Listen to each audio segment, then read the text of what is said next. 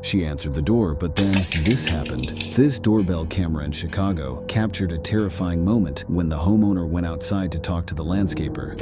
Hello. Photograph. You said they have a gift for pricing? Same house. As they were talking, a black car could be seen in the background passing by, and after an abrupt stop, this happened. Fortunately, they were safe. Turns out it was just paintballs aimed at them.